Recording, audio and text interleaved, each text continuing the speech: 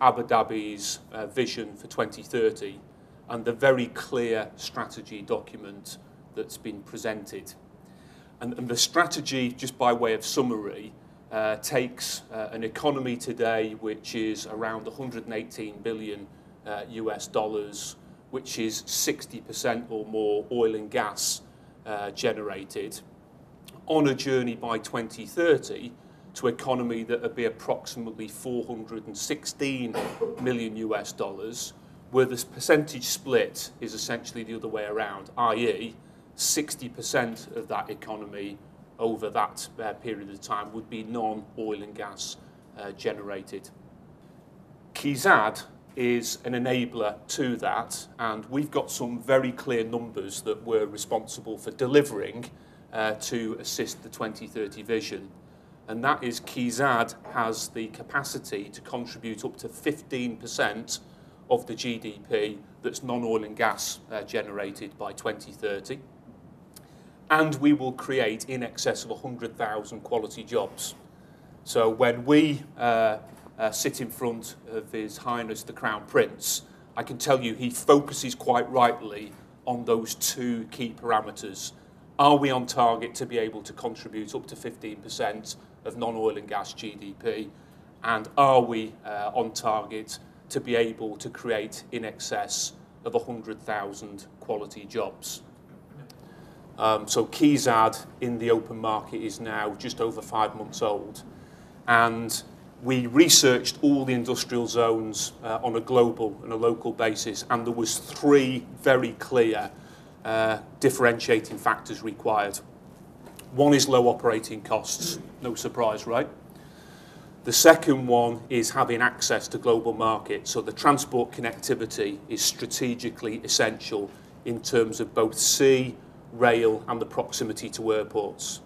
And the third one is ease of doing business. In other words, allowing local joint venture businesses and international businesses to be able to trade in KIZAD in a fashion that makes it easy for them to operate. It has always been our plan, though, that 2011 would be the global market launches.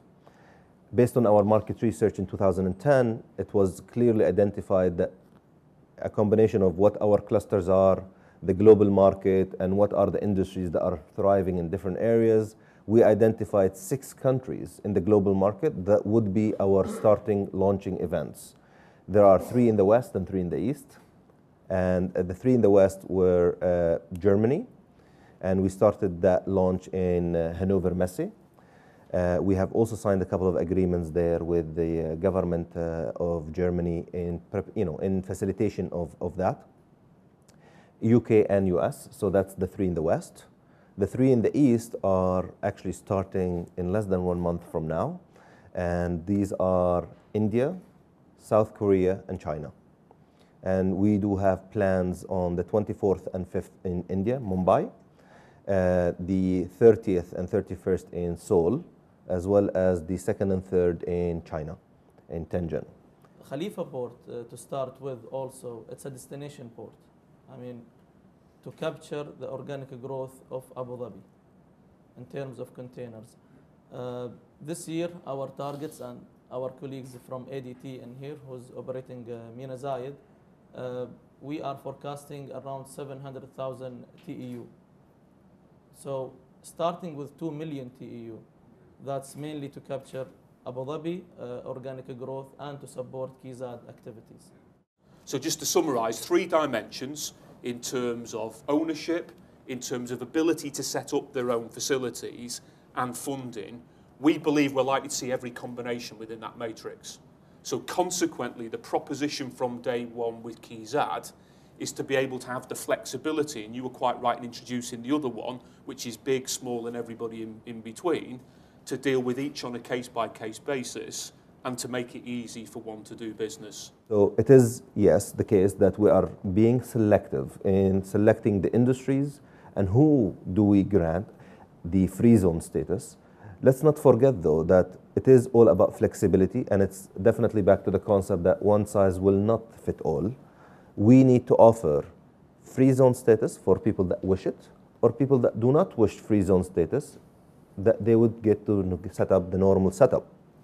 So the way that the whole industrial zone is operating is in a hybrid mode, where you have a free zone companies as well as non-free zone companies set up within the same industrial zone. And that has its own advantages to different clients.